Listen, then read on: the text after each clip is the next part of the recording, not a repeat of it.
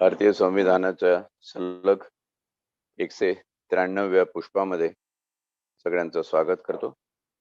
आज दिनांक 17 फेब्रुवारी 2022 आपण 193 सलग पुष्प गुंफत आहोत. काल आपण बघितलं या प्रकरणाची, या भागाची सुरुवात करताना राजभाषा राजभाषा याचा ऑफिशियल लँग्वेज, सरळ अर्थ ऑफिशियल लँग्वेज, कार्यालयीन भाषा. तिला आपण राजभाषा एवढ्यासाठी म्हणतो की ही राज्याची भाषा आहे. काही लोक शब्दाच्या अर्थावरून राजभाषा म्हणजे ही राजाची भाषा किंवा राज्याची भाषा किंवा श्रेष्ठतम भाषा वगैरे असं हे करतात. सरळ सरळ अर्थ आहे ऑफिशियल लँग्वेज, राजभाषा. त्याच्यामध्ये आपण संघराज्याची राजभाषा या प्रकरणामध्ये, पहिल्या प्रकरणामध्ये 2 अनुच्छेद बघणार आहोत. पैकी एक आपण काल बघितला 343 अनुच्छेद, त्याच्यामध्ये संघराज्याची राजभाषा. आणि ही राजभाषा आपण देवनागरी लिपीमध्ये हिंदीत असेल आणि हिंदी ही आपली राजभाषा आहे, म्हणजे ही आपली राष्ट्राची भाषा आहे असं एक निर्देश याच्यातनं जातो.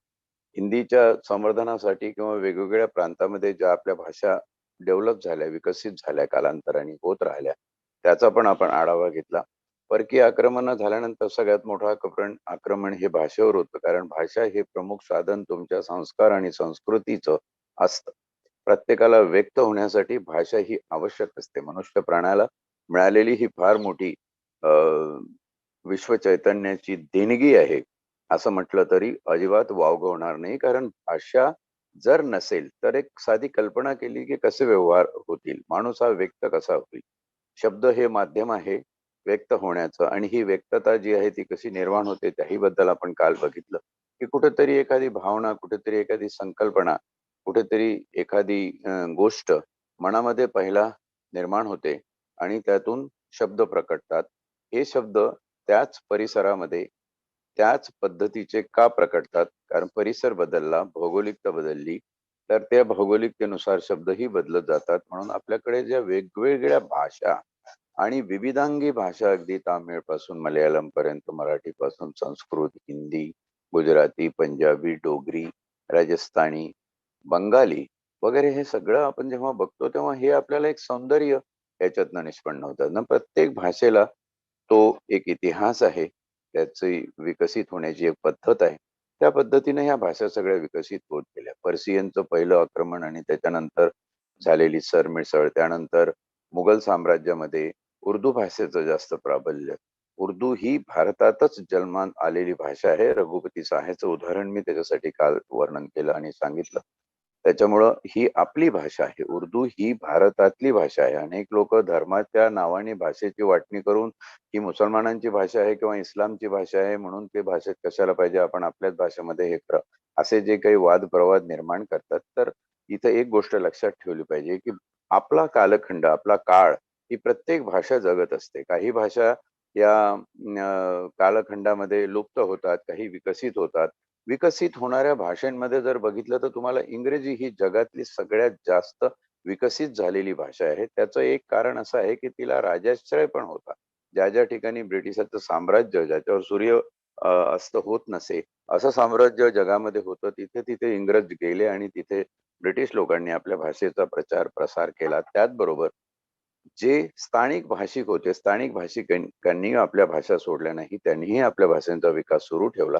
आणि अनेक असे साहित्याचे प्रकार आहे जे अनुवादक एका भाषेतून दुसऱ्या भाषेत अनुवादित करतात आणि त्याच्यातनं आपल्याला ते सगळं मौलिक जीवनासाठी लागणाऱ्या अनुभवाचं मिळत असतं. आणि म्हणून इंग्रजी भाषा ही इंग्रजांच्या आपल्यावर असलेल्या सत्तेची भाषा होती. म्हणून इंग्रजी भाषेला एक प्रावधान देऊन एक 10 ते 15 वर्षाचा जो कालखंड आपण इंग्रजीसाठी राखून ठेवला होता. त्यानंतर मात्र आपण आपली भाषा अति जास्त प्रगत आणि राजभाषेच्या योग्यतेची करणार आणि तीच भाषा असणार. परंतु तिचं निर्धारण करताना आपण हे ठरवून घेतलं की हिंदी ही आमची राजभाषा असणार, हिंदी ही आमची ऑफिशियल लँग्वेज असणार. मग याच्यामध्ये काही प्रघात जे होत आले की स्थानिक पातळीवर हे कसं असलं पाहिजे, न्यायालयाच्या भाषेमध्ये कसं असलं पाहिजे. कारण न्यायालयाचं हे सर्वस्तूत आहे. एखादा निर्णय केरळामध्ये झाला असेल आणि तो निर्णय जर बंगाली माणसाला वापरायचा असेल, कारण न्यायाची संकल्पना ही मानवीय संकल्पना आहे. माणूस जिथं जिथं आहे तिथं तिथं न्याय हे लागेलच. तर ती भाषा तिकडे रूपांतरित होण्यासाठी किंवा तिकडची भाषा, बंगालची भाषा गुजरातीत रूपांतरित होण्यासाठी आपल्याला एक कॉमन असा थ्रेड ठेवला पाहिजे. तो कॉमन थ्रेड बहुतांशी इंग्रजीचाच आज आहे. म्हणून न्यायालयीन प्रक्रियेच्या भाषेचं जे संदर्भ आहे ते पण आपण बघणार आहोत. प्रादेशिक भाषेचे पण संदर्भ बघणार आहोत. आणि ह्या भाषा समित्या आणि भाषेबद्दलचे जे आयोग आहेत, याची निर्मिती यांच्या मार्फतीने हे काम होत असते. हे अतिशय सुनियोजित योजनाबद्ध पद्धतीने राष्ट्र आपल्या भाषेबद्दलचं संवर्धन, आपल्या भाषेबद्दलची जपवणूक, त्याचबरोबर आपल्या संस्कृती जपवणूक हे करत असतं. आणि 344 या अनुच्छेदामध्ये आज आपण बघणार आहोत की राजभाषेसाठी आयोग व संसदीय समिती, या समितीची कार्य काय असेल तेही याच्यामध्ये आपल्याला बघायला मिळणार आहे. आणि ह्या समित्यांचं महत्व काय आहे तेही समजणार आहे. संविधानकारांनी, घटनाकारांनी जेव्हा संविधानाची निर्मिती केली तेव्हा संविधानाच्या निर्मितीमध्ये भाषा या बिरुदावर, भाषा या लेवलवर फार मोठा अति जास्त दिवस म्हणजे 3 ते 4 महिने सातत्याने विचार होऊन भाषिक प्रांत रचना कशी भारताने स्वीकारली हेही आपण इथं लक्षात घेतलं पाहिजे की भाषिक प्रांत कशा पद्धतीनं राज्य ही निर्माण झाली. आज राज्य जर ओळखलं जात त्याचं तर सर्वात प्रथम ते त्या राज्यातल्या भाषेवरून ओळखलं जातं. हरियाणवी असेल, पंजाबी असेल, गुजराती असेल, नावच तुम्हाला ती त्या भाषेच्या नावाची दर्शक त्या ठिकाणी झालेली दिसतात. तर ही जी सगळी यंत्रणा आहे, ही यंत्रणा तयार करत असताना एक शिखर अशी संस्था असावी की ज्या शिखर संस्थेचं नियंत्रण सगळीकडे असावं. म्हणजे उद्या असं होऊ नये की कुठल्या भाषेवर अन्याय झाला. आता तुर्तास जे प्रकरण गाजत आहे किंवा मराठी भाषेला राजभाषेचा दर्जा मिळाला पाहिजे, तर राजभाषेचा दर्जा मिळण्यासाठी जे काय मानदंड असतील किंवा बाकीच्या काही त्याच्यामधल्या प्रक्रियात्मक गोष्टी असतील, त्याचं नियोजन, त्याचं नियमन हे योग्य पद्धतीनं झालं पाहिजे. त्यासाठी राजभाषेसाठी आयोग व संसदीय समिती या शिखर संस्था आहेत. संसदीय समितीच्या वरती समिती असणार नाही. राजभाषेचा जो राष्ट्रीय आयोग असेल त्याच्यावरती काही असणार नाही. आणि तिथे कोण कोण असतील, त्याची रचना कशी असेल, ती रचना करत असताना राष्ट्रपती काय काय काळजी घेतील त्याच्याबद्दलचं विवेचन आपण अनुच्छेद 344 मध्ये आज बघणार आहोत. मथळा आहे राजभाषेसाठी आयोग व संसदीय समिती. समभाग 1 असं म्हणतो की राष्ट्रपती या संविधानाच्या प्रारंभापासून 5 वर्ष संपतात.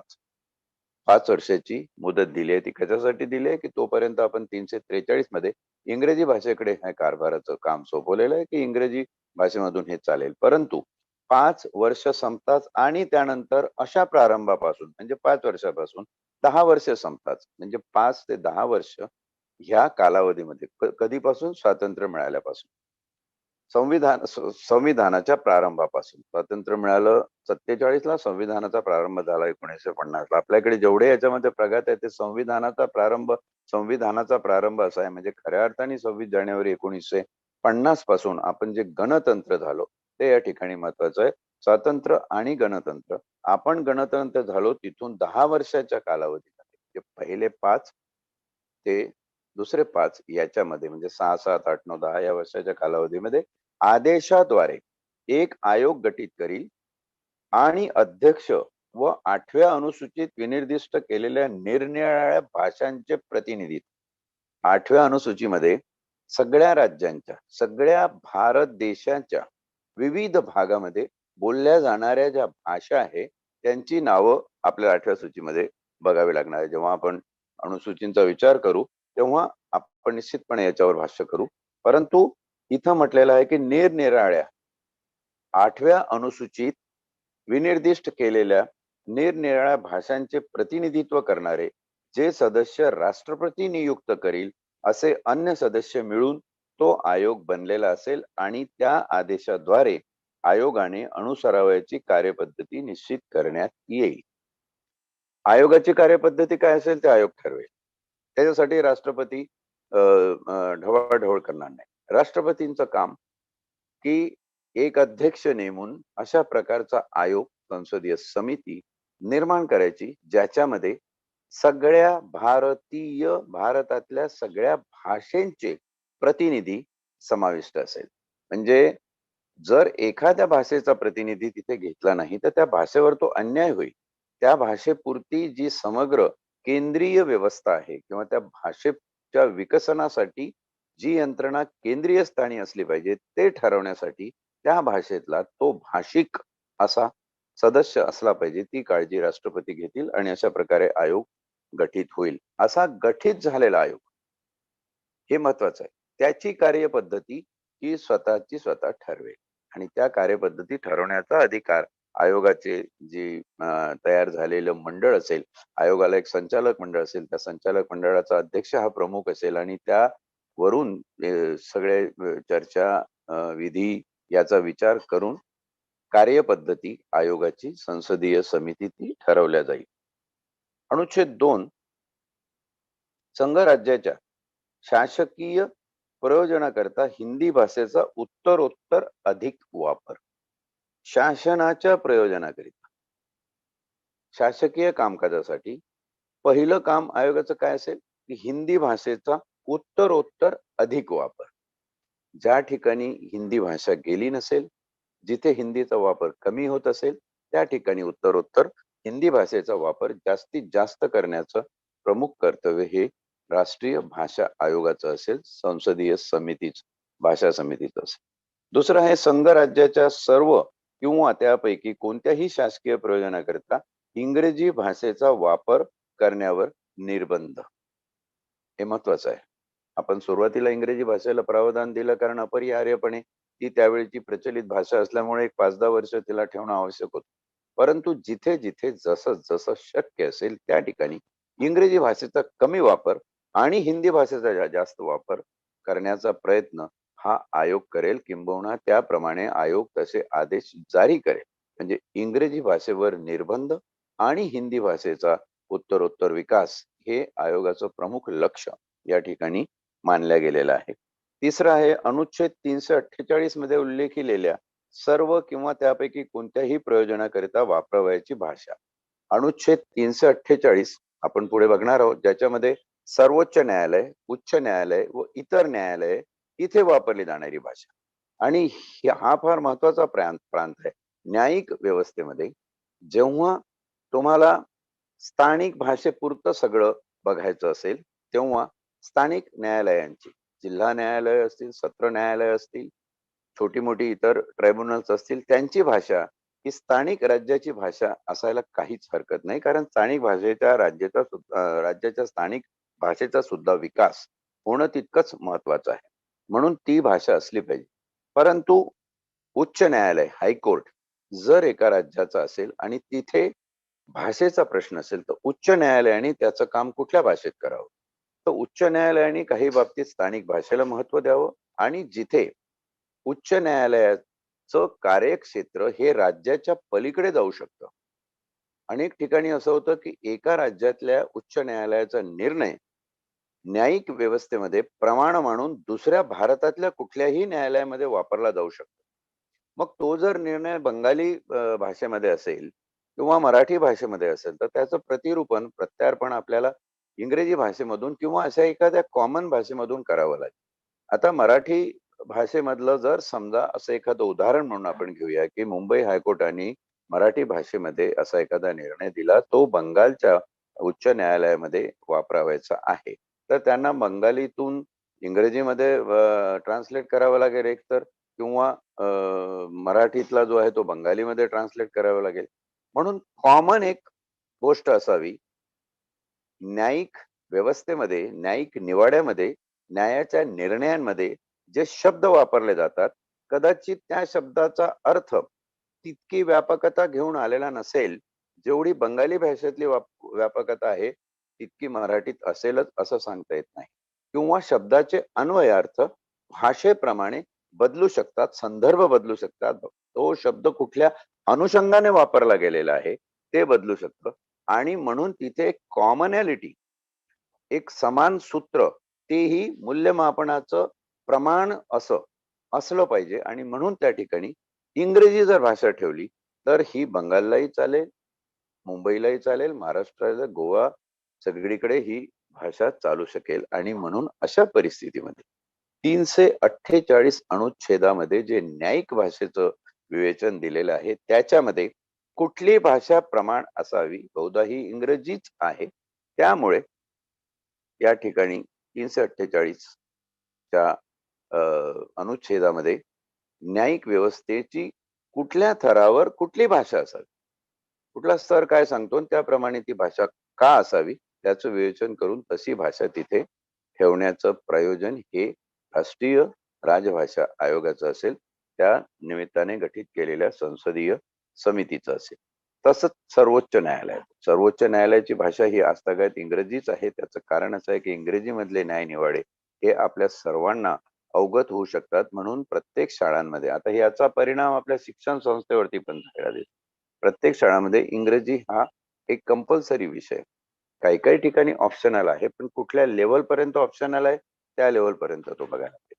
भाषा विकसित होत असताना हा एक विचार ठेवला पाहिजे मनामध्ये की जे वाङ्मय किंवा जे लिटरेचर आज आपल्याला एखाद्या वैज्ञानिक विषयाचं असेल उपलब्ध आहे, तर इंग्रजीत उपलब्ध आहे. कारण बहुतेक हे शोध संशोधन बाकीचं सगळं ज्याप्रमाणे शब्दबद्ध करून पुस्तक रूपी त्याला आकार दिलेले आहे, हाय लेवल एज्युकेशन, ते जर इंग्रजीत असेल आणि आपण त्या पद्धतीचे निर्मिती मराठी किंवा हिंदीमध्ये करू शकलो नसू, तर इंग्रजीला कुठंतरी प्रमाण मानून पुढे जायचं आहे.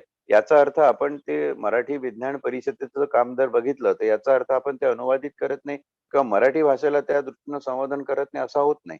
पण शिक्षण या माध्यमासाठी कुठली भाषा कुठल्या स्तरावर आवश्यक आहे हे ठरवण्याचं जे कर्तव्य आहे, ते कर्तव्य राष्ट्रीय भाषा आयोगाचं आहे. राजभाषेसाठी जो राष्ट्रीय आयोग असेल त्याचा आहे, त्या दृष्टीने निर्माण केलेल्या संसदीय समितीचा आहे. त्याच्या पुढे संघराज्याच्या कोणत्याही एका किंवा अधिक विनिर्दिष्ट प्रयोजनाकरिता वापरावयाच्या अंकांचे रूप, अंक 1, 2, 3, 4 डिजिटल, ज्याला न्यूमेरिकल आपण म्हणतो, हे अंक कुठल्या भाषेत कसे वापरले जावे आणि ते एका प्रांतातून दुसऱ्या प्रांतात वापरले जात असतील तर त्याचं कोड कसा असावा. सर्वसाधारण हा इंग्रजी आहे किंवा रोमन आहे. जसं एक दांडी आय काढला की 1, 2 काढला की 2, 3 दांड्या काढल्या की 3, हा जो प्रकार आहे तो प्रकार आहे. आणि हा सर्व स्तूत ठरवण्यासाठी कुठले अंक कुठल्या रूपामध्ये वापरले गेले पाहिजे. आता 4 अंक जर तामिळमध्ये लिहिला असेल, 7 अंक जर तेलुगूमध्ये लिहिला असेल, तर मला वाचता येणार नाही. म्हणून आणि त्यांच्याप्रमाणे त्यांना तो जर मराठीत लिहिला असेल, तर त्यांना समजणार नाही की 7 आहे की 4 आहे.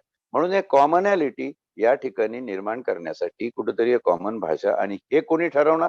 हे राष्ट्रीय राजभाषा आयोगाचं कर्तव्य आहे. अंकाबद्दल शब्द, भाषा, अंक याबद्दलचं हे नियोजन या आयोगाकडे देण्यात आलेलं आहे. पुढचं आहे संघराज्याची राजभाषा आणि संघराज्य व एखादे राज्य यांच्यामधील किंवा राज्यातील व्यवहाराची भाषा आणि त्याचा वापराविषयी राष्ट्रपतीने आयोगाने निर्देशिलेली अन्य कोणतीही बाब या संबंधी राष्ट्रपतीला शिफारसी करणे हे या आयोगाचे कर्तव्य असेल.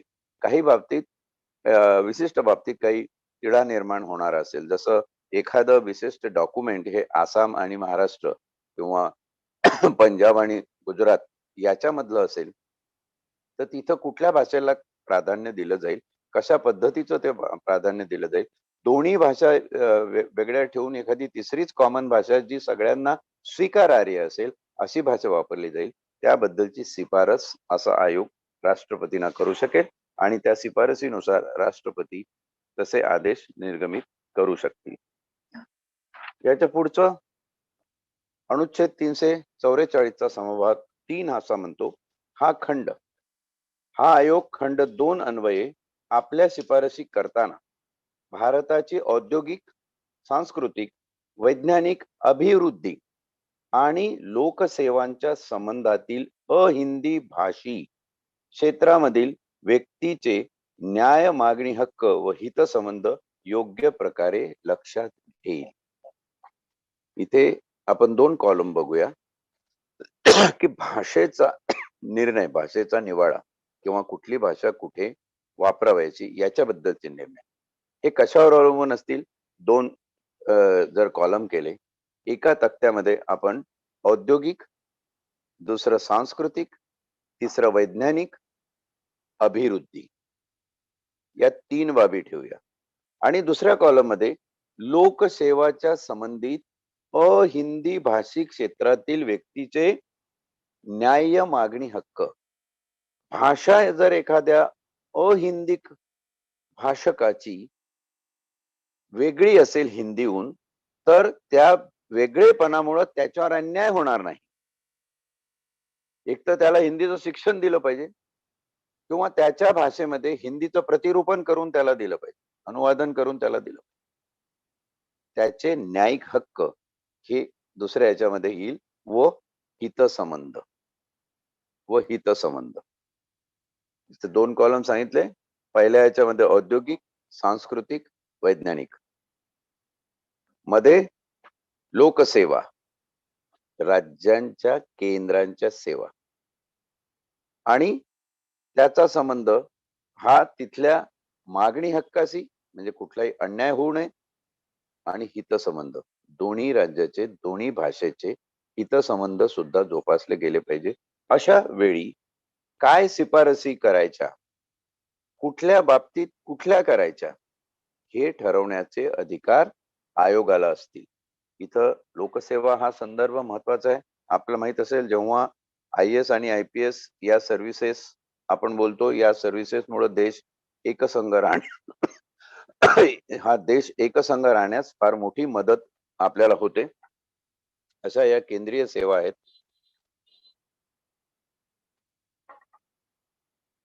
एखादा तामिळ भाषिक अधिकारी जर राजस्थान किंवा महाराष्ट्रामध्ये पोस्टिंग झालं असेल, तर त्याला लोकल भाषा बघून घेणं, शिकून घेणं महत्वाचं आहे. त्याच्यासाठी कॉमनॅलिटी दोन्ही प्रांतामध्ये इंग्रजी असू शकेल, परंतु त्याला इथे त्याची तामिळ भाषा चालणार नाही, तर त्या ठिकाणी त्याला मराठी मधूनच कारभार करावा लागेल किंवा राजस्थानी मधूनच कारभार करावा लागेल किंवा हिंदी दोन्ही राज्याला परवडणारी असेल तर हिंदी मधून कारभार करावा. तर अशा प्रकारचं जे राज्यातले जिथे जिथे संबंध आहे, जिथे अहिंदी भाषिकांचा संपर्क लोकसेवेच्या माध्यमातून लोकांच्या न्यायिक हक्काशी आणि त्यांच्या आपसातल्या हितसंबंधाशी येतो, आणि असा संबंध जेव्हा औद्योगिक, सांस्कृतिक आणि वैज्ञानिक दृष्टीने बघितला जातो, तेव्हा काय आदेश असावे, काय नियम असावे, काहीतरी नियमावली असलीच पाहिजे, काहीतरी त्याच्यावर एक केंद्रीय विनियमन करण्याची व्यवस्था असलीच पाहिजे, आणि ती व्यवस्था निर्माण करण्याचं काम या आयोगाचं आहे. अनुच्छेद 4 असं म्हणतो, 30 सदस्य मिळून बनलेली एक समिती गठीत करण्यात येईल. संसदीय समिती, त्याची संख्या किती असेल? 30 सदस्य मिळून, आपण राज्याची 29 आणि केंद्रशासित प्रदेशांची जर संख्या बघितली तर त्याला अनुसरून ही 30 आहे. अर्थात याच्यात बदल होऊ शकतो कालपरत्वे. 30 सदस्य मिळून बनलेली एक समिती गठीत करण्यात येईल आणि त्यापैकी 20 लोकसभेचे सदस्य असतील व 10 राज्यसभेचे सदस्य असतील, आणि ते सदस्य अनुक्रमे लोकसभेचे सदस्य व राज्यसभेचे सदस्य यांच्याकडून प्रमाणशीर प्रतिनिधित्व पद्धतीनुसार एकल संक्रमणीय मताद्वारे निवडण्यात येईल. एकल संक्रमणीय पद्धत म्हणजे एकाला एक मत, परंतु ते मत संक्रमणाद्वारे म्हणजे ट्रान्झिशनल असेल. अशा ट्रान्झिशनल मतदान पद्धतीने तुम्हाला हे सदस्य निवडता येतील. कुठून? 20 सदस्य हे लोकसभेतून आणि 10 सदस्य हे राज्यसभेतून, असे 30 सदस्य. बरं, या सदस्यांचा दर्जा मुद्दाम खासदारकीचा ठेवलेला आहे. ते are member of parliament. Member of parliament एवढ्यासाठी कारण या अनुच्छेदाच्या 344च्या मथळ्यामध्ये आपण संसदीय समिती हा शब्द बघितलाय. म्हणून संसदीय समिती आणि केंद्रीय भाषा आयोग याचं जे गठन आहे, भाषा आयोगाचं गठन झाल्यानंतर संसदीय समितीचं जे गठन आहे त्याच्यात 30 मेंबर असतात.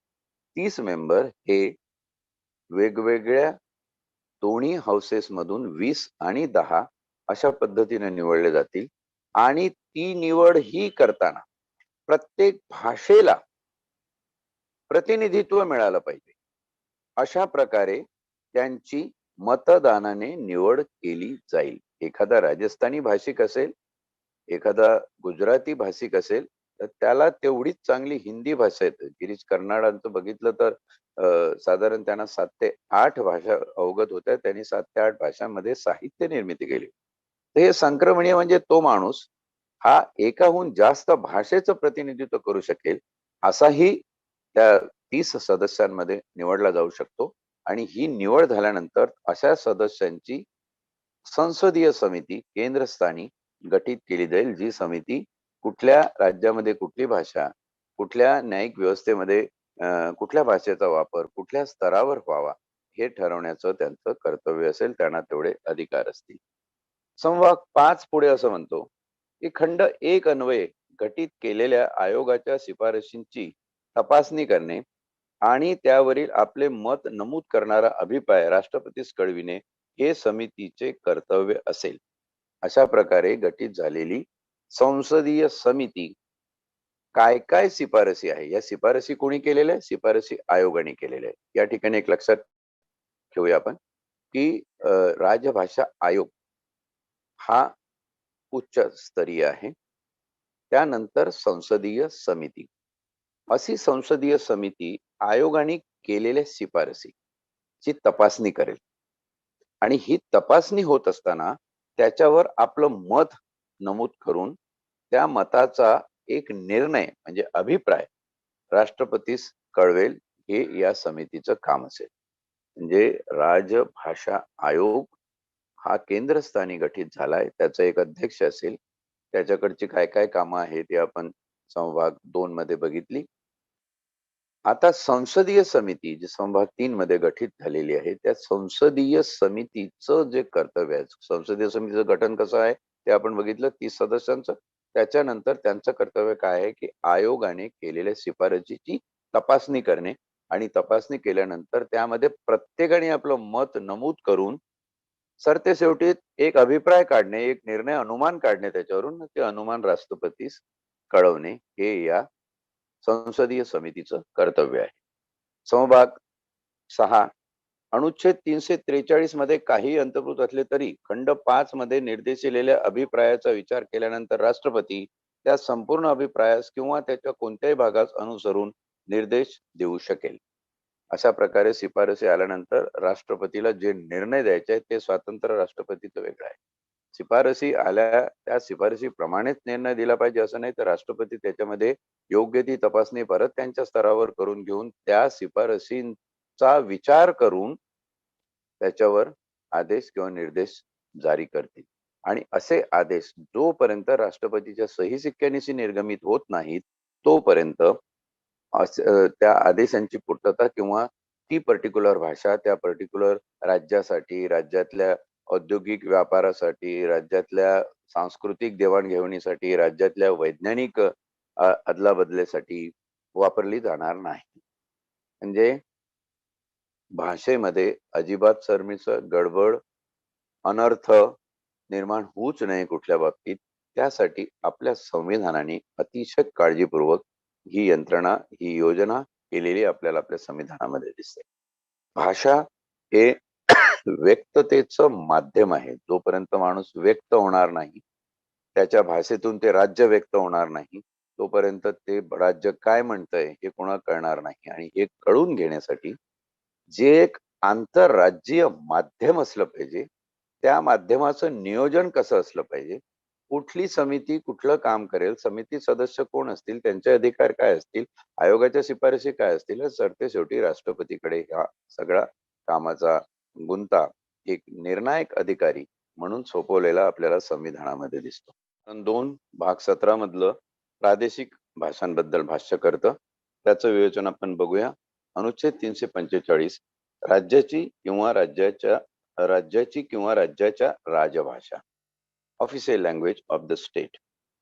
अनुच्छेद 346 व अनुच्छेद 347 म्हणजे याच्याच खालचे 2 अनुच्छेद यांच्या तरतुदींना अधीन राहून राज्याच्या विधानमंडळाला राज्यामध्ये वापरात असलेल्या कोणत्याही एका किंवा अधिक भाषांचा किंवा हिंदीचा त्या राज्याच्या सर्व किंवा त्यापैकी कोणत्याही शासकीय प्रयोजनाकरिता वापरावयाची किंवा वापरावयाच्या भाषा म्हणून कायद्याद्वारे अंगीकार करता येईल. राज्याच्या विधानमंडळाला त्यांनी आपल्या व्यवहारासाठी, कोणाच्या शासकीय प्रशासकीय व्यवहारासाठी, शासनाच्या व्यवहारासाठी वापरावयाची भाषा ठरवण्याचा अधिकार असेल. जर अशा भाषेबद्दल काही किंतु परंतु असेल किंवा एखादी भाषा एखाद्या विशिष्टच भागात बोलत जात असेल आणि त्याच भाषेमध्ये हे सगळं झालं पाहिजे असा ठास असेल, तर ते लोकसंख्येचं काय हे आहे गणित आहे ते आपण पुढे 46-47 मध्ये बघणार आहोत. परंतु विधानमंडळाने जर असं ठरवलं, सर्वानुमते, बहुमताने असं ठरवलं, की इथे आपल्याला ही भाषा वापरली पाहिजे. आणि जर बहुमत होत नसेल आणि सगळेजण म्हणत असतील, कुठल्या भाषेसंबंधात बहुमत निर्माण होत नसेल, सगळेजण म्हणत असतील, की इथे हिंदी असावी, तर हिंदीला प्रावधान दिलं पाहिजे. हे जे वाक्य या ठिकाणी हिंदी भाषेबद्दल लिहिलेलं आहे, शासकीय राज्याच्या किंवा त्यापैकी कोणत्याही प्रयोजनाकरता वापरावयाची किंवा वापरावयाच्या भाषा म्हणून कायद्याद्वारे अंगीकारता येईल. राज्याच्या भाषेचा किंवा हिंदीचा. हिंदी हा शब्द इथं स्पेसिफिक आहे. इथे इंग्रजी शब्द नाही.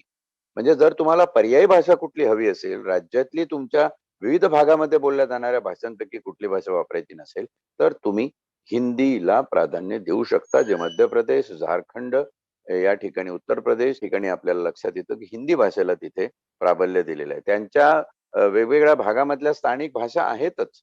पण त्या स्थानिक भाषेमध्ये सर्वस्तुत कारभार शासनाचा होणं शक्य नाही. एखाद्या भागातल्या एखाद्या भाषेत केलेला दुसऱ्या भागात करणार नाही. परंतु हिंदीला राजभाषेचा दर्जा असल्यामुळं हिंदी मध्ये हे व्यवहार व्हावे असा राज्याच्या विधानमंडळाला ठराव करण्याचा अधिकार आहे. हिंदीच्या व्यतिरिक्त एखादी दुसरी भाषा जर त्यांना प्रचलित करायची असेल, जसं महाराष्ट्रामध्ये आपण मराठीच्या बाबतीत केलेलं आहे, त्या मराठी भाषा संचालनालय आपल्याकडे आहे. मराठी भाषेमध्ये साहित्य निर्मिती वगैरे सगळे प्रकार जे आपण करत असतो, ते विधानमंडळाच्या पारित केलेल्या कायद्याप्रमाणे चालत असतात. परंतु असे की राज्य विधानमंडळ कायद्याद्वारे अन्यथा तरतूद करीपर्यंत त्या राज्याच्या संविधानाच्या प्रारंभापासून लगत पूर्वी ज्या शासकीय प्रयोजनाकरता इंग्रजी भाषा वापरली जात होती, त्या प्रयोजनाकरिता तिचा वापर चालू राहील. अशा प्रकारे विधानमंडळाने आपली स्वतःची राज्य कारभाराची भाषा निवडण्याआधी किंवा काही कारणास्तव निवडली नसेल, तर जी प्रचलित इंग्रजीमध्ये चालत आलेली पद्धत आहे, तीच पद्धत अवलंबली जाईल. हेही या ठिकाणी सूट देऊन ठेवलेली आहे. अनुच्छेद 346 राज्यामधील अथवा राज्य व संघ राज्य यांच्यामधील व्यवहाराची भाषा. राज्यामधील व्यवहाराची भाषा. राज्याच्या व्यवहाराची. राज्यामध्ये कुठला व्यवहार असेल? शासकीय किंवा प्रशासकीय या दोन स्वरूपातली भाषा. संघ राज्याच्या शासकीय प्रयोजनाकरिता वापरण्यासाठी त्या वेळी प्राधिकृत झालेली भाषा ही राज्यामधील किंवा एखाद्या राज्य व संघ राज्य यांच्यामधील व्यवहाराची राजभाषा असेल. उदाहरणार्थ, महाराष्ट्र आणि गुजरात या दोन राज्यांमध्ये कुठल्या भाषेत व्यवहार होईल? गुजरातीत किंवा मराठीमध्ये. आणि जर दोन्ही राज्याचं ऑब्जेक्शन असेल की मराठीवाल्यांना गुजराती समजत नाही, गुजरातीच्या लोकांना मराठी कळत नाही, मग हिंदीला आपण तिथे प्राधान्य. म्हणजे 345 अनुच्छेद तिथे येईल. त्यांनी म्हटलं की नाही आम्हाला हिंदीपेक्षा इंग्रजी हे पडते, तर त्या ठिकाणी इंग्रजीचा वापर केला जाईल. दोन्ही राज्याच्या संगनमत आहे. आणि राज्य आणि केंद्र, आता इथे मात्र तुम्हाला कंपल्सरी हिंदीच बघावी लागेल. म्हणजे तामिळनाडूनी केंद्र सरकारशी राजव्यवहार करायचं, आपल्या शासनाचा प्रशासनाचा व्यवहार करायचं म्हटल्यावरती त्या ठिकाणी ती भाषा इंग्रजीच असली पाहिजे किंवा हिंदी असली पाहिजे. हिंदी भाषेमध्ये तुम्ही करा, कारण तामिळनाडूमध्ये केंद्राला कळणार नाही ना, केंद्राची जी हिंदी भाषा आहे ती तामिळनाडूला कळणार नाही. म्हणून ते म्हणतील की आम्ही तामिळमध्येच करू, तर चालणार नाही. कारण हे केंद्र आणि राज्य यांच्या संबंधातलं आहे. तर याही बाबतीत भाषेचा जो विचार आहे तो सूक्ष्मतम तत्वावर जाऊन आपल्या संविधानाने केलेला आहे. आणि ते स्वातंत्र्य त्या राज्याला केंद्राबरोबर होणाऱ्या वाटाघाटी ठरवायचं आहे. ते स्वातंत्र्य राज्यांना दोन्ही मिळून ठरवण्याची मुभा दिलेली आहे. त्याशिवाय प्रत्येक राज्याच्या स्वतःच्या राज्य कारभारासाठी, शासकीय व प्रशासकीय कारभारासाठी कुठली भाषा वापरावी त्याबद्दलचा नियम, त्याबद्दलचे कायदे तयार करून घेण्याचे अधिकार हे त्या राज्याच्या विधानमंडळास प्रदान करण्यात आलेले आहे. परंतु असे की जर दोन किंवा अधिक राज्याची हिंदी भाषा ही अशा राज्यामधील व्यवहाराची राजभाषा असावी असे एकमताने ठरवले, तर ती भाषा व्यवहारासाठी वापरली जाईल. परत हिंदीला इथे पुढे आणण्याचा प्रयत्न केलाय. म्हणजे आधीच्या पहिल्या प्रकरणामध्ये जेव्हा आपण बघितलं की हिंदी भाषेचं संवर्धन करण्याचा प्रयत्न केला जाईल, तो हा संवर्धन करण्याचा प्रयत्न आहे. की जिथे दोन्ही राज्यांनी असं मिळून ठरवलं की नाही आपण हिंदीमध्ये हे करायचं, तर हिंदी भाषेला प्राधान्य दिले जाईल, इंग्रजीला नाही. जिथे जिथे शक्य आहे तिथे इंग्रजीचा वापर कमीत कमी करणे आणि हिंदीचा वापर जास्त करणे, हे जी आपलं तत्व संविधानातलं आहे. कारण हिंदीला राजभाषेचा दर्जा प्रदान केलेला आहे. त्यावरून आपल्याला हे लक्षात येतं. या प्रकरणातलं शेवटचं अनुच्छेद 347 राज्याच्या लोकसंख्येपैकी एखाद्या वर्गाकडून बोलल्या जाणाऱ्या भाषेविषयी विशेष तरतूद. विशिष्ट लोकांकडून एखादी भाषा बोलली जाते. एखाद्या प्रांतातली, कुठली? राज्यातली. तिथे काय तरतूद?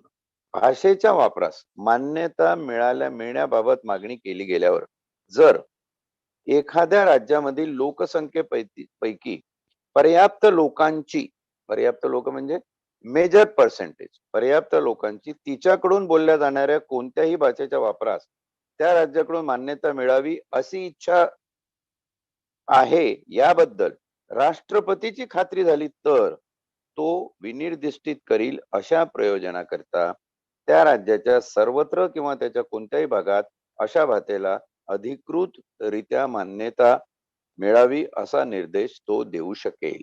एखादी स्थानिक लोकांची इच्छा आहे, पण साइजेबल पीपल, पर्याप्त लोकसंख्या, मेजॉरिटी लोक त्या भागातली, एखाद्या राज्यातल्या भागातली बघायची. जर असं त्यांना वाटत असेल की या भाषेला मान्यता मिळावी, इथे आपल्या मराठीच्या राजभाषेचा जो रथ आहे तो अडकलेला आहे. साइजेबल लोक वाटत असेल की नाही, हे मराठीला राजभाषा म्हणून दर्जा देण्यात यावा. हा दर्जा देण्याचे जे निकष आहे, जे केंद्रीय भाषा आयोगाने किंवा संसदीय समितीने ठरवायचे आहे, त्या निकषामध्ये ती भाषा बसते की नाही. लोकांनी इच्छा व्यक्त केली, ठीक आहे, लोकांनी तसे निवेदन, शिफारसी, प्रपोजल्स राष्ट्रपतीकडे पाठवले, बरोबर आहे. पण राष्ट्रपती, केंद्रीय भाषा आयोग आणि संसदीय समिती याने ठरवून दिलेले जे निकष आहे, त्या निकषामध्ये राजभाषा होण्याची दर्जाची ती प्रांत भाषा आहे का, त्या स्थानिक भाषेचा दर्जा तेवढा आहे का, त्याप्रमाणे आदेश देईल. आणि जर राष्ट्रपतीने असे आदेश दिले तर ती भाषा त्या ठिकाणी बोलण्याचं शासनाच्या शासन प्रशासन प्रणालीमध्ये वापरण्याचं स्वातंत्र्य त्या लोकांना असेल. आणि म्हणून मराठी ही राजभाषा का होत नाहीये, मराठी राजभाषेचा दर्जा मिळाला पाहिजे, या अनुषंगाने आपण बरेचसे मथळे वर्तमानपत्रातून धडकताना बघत असतो. बरेचसे वाद विवाद याच्यावर चाललेले असतात, चर्चा, डिबेट, डिस्कशन याच्यावर होत असतात. त्या अनुषंगाने ही बाब या ठिकाणी महत्वाची आहे. म्हणून आज आपण प्रकरण 2 मध्ये प्रादेशिक भाषाचा अभ्यास करत असताना प्रादेशिक भाषेबद्दलचं जे बेसिक इन्फ्रास्ट्रक्चरल प्रोव्हिजन आहे, मूळ असं प्राथमिक रचनात्मक प्रयोजन संविधानामध्ये दिलेलं आहे, ते अशा प्रकारचं आहे. या ठिकाणी 3-4 गोष्टी लक्षात घेणं महत्वाचं आहे.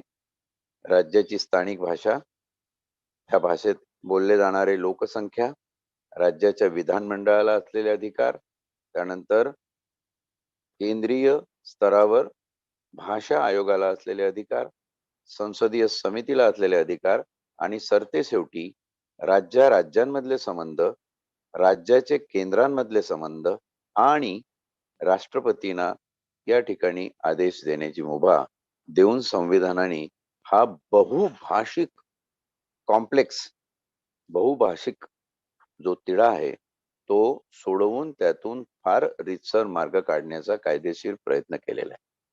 दुसरी एक महत्वाची गोष्ट या ठिकाणी, जे काही भाषेबद्दलचं विवेचन संविधानाच्या या भाग 17 मध्ये आपण बघतो आहे, ते राजभाषा म्हणजे ऑफिशियल लँग्वेज, ऑफिशियल लँग्वेज म्हणजे शासनाची भाषा, प्रशासनाची भाषा, शासकीय व्यवहाराची एकंदर भाषा, या संकल्पनेत बघायचं. लोकांच्या आपसातले आदान प्रदान जे आहे ते वेगवेगळ्या भाषेमध्ये होत असतात, त्याचा संदर्भ वेगळा असेल, पण शासकीय आणि प्रशासकीय व्यवहाराची जी भाषा असतील ते सगळे संदर्भ लक्षात घेऊन त्या अनुषंगाने जे नियम कायदे जशा जशा पद्धतीने आवश्यक आहे, त्याची प्रक्रिया कशी असली पाहिजे, त्याचे निर्णय कोणी घेतले पाहिजे, त्याच्या शिफारसी कोणी घेतल्या पाहिजे, शिफारसी केल्यानंतर तपासणी कोणी केली पाहिजे, या संबंधीचं सगळं रचनात्मक विवेचन आपल्याला या भाषा भागामध्ये, संविधानाच्या 17व्या भागामध्ये बघायला मिळतं. वेळेची मर्यादा लक्षात घेऊन आज या ठिकाणी थांबण्याची अनुमती मागतो आणि उद्या आपण न्यायालय, सर्वोच्च न्यायालय, उच्च न्यायालय इत्यादींची भाषा याच्याबद्दल या भागातलं प्रकरण 3 बघणार आहोत आणि नंतर शेवटचं प्रकरण 4 विशेष निदेश आणि विशेष काही तरतुदी स्पेशल प्रोव्हिजन्स या बाबतीत आपण विचार करणार आहोत. तोपर्यंत आज इथे थांबतो. धन्यवाद.